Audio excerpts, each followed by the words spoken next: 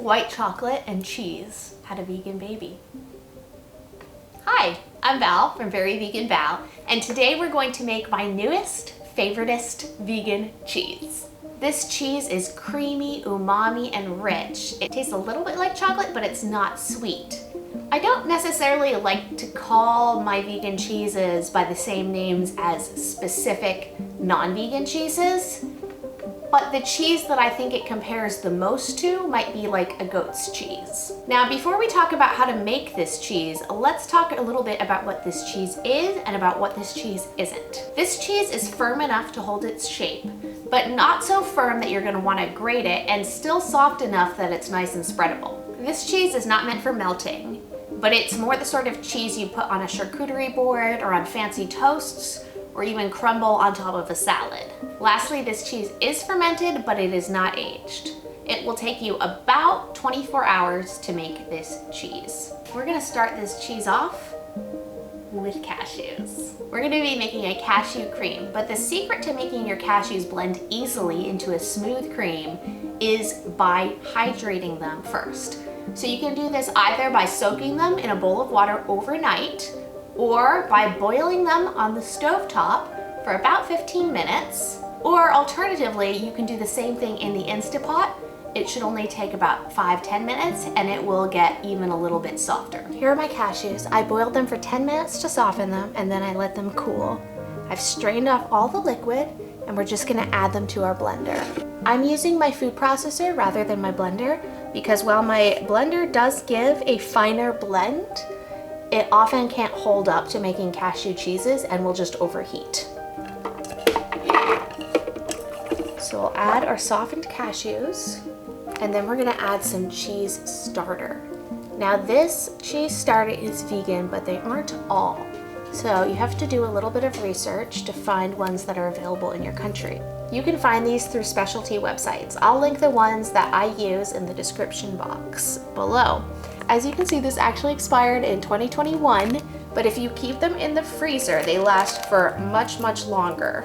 Now you really don't need a lot. I'm gonna add 1/16 of a teaspoon. I have these specialty cheese making teaspoons that are very nice, but you could almost just think of it as a pinch. If you don't want to invest in a cheese starter, you can always use probiotic capsules, although again, those probiotic capsules may have gelatin in them, so they may not be vegan.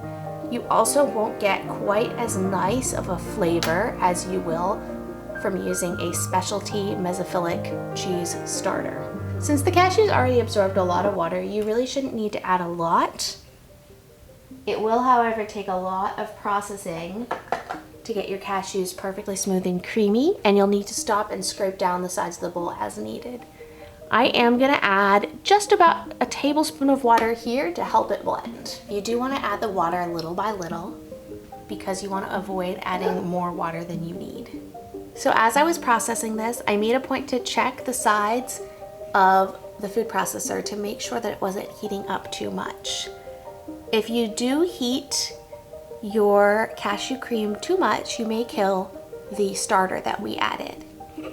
To avoid this, either just take a little break if you feel your blender or food processor getting hot, or wait and add your starter at the end after you've made your cashew cream.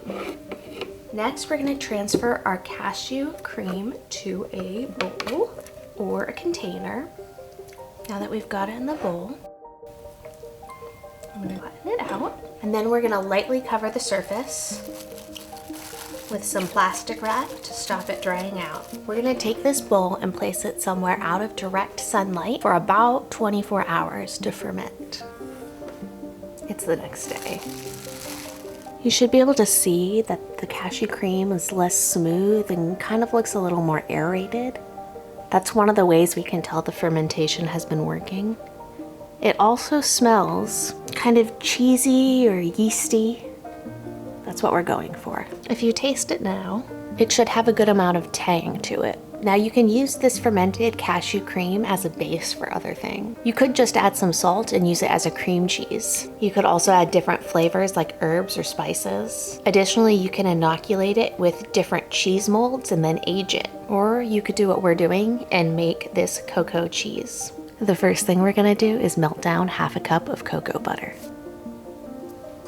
And we'll add that melted cocoa butter to our cheese. I'm gonna add just a tablespoon of nutritional yeast. I'm also gonna add about a teaspoon of white pepper, as well as 1.5 teaspoons of salt. The best way to incorporate the cocoa butter in with the cashew is gonna be with an immersion blender. Now that the cocoa butter is well incorporated, it's time to shape our cheeses. You can shape them any way you want. Sometimes I'll do them in small ramekins like this and get a round cheese. But today I'm gonna go for a log shape.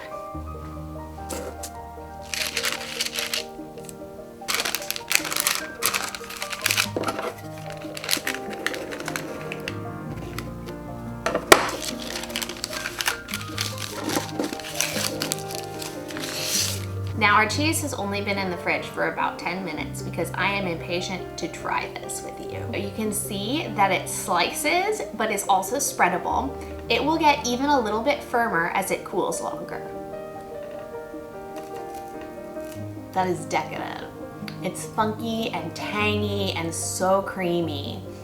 And the cocoa butter, like, I'm not even quite sure how to describe it, but it tastes rich. It tastes, dare I say, expensive. If you made a charcuterie platter and paired this with a jam, it'd be so amazing. I think this would be so amazing in a salad with like baby spinach and like a lemon vinaigrette perhaps, and then some candied walnuts, and then crumbled up bits of this cocoa cheese.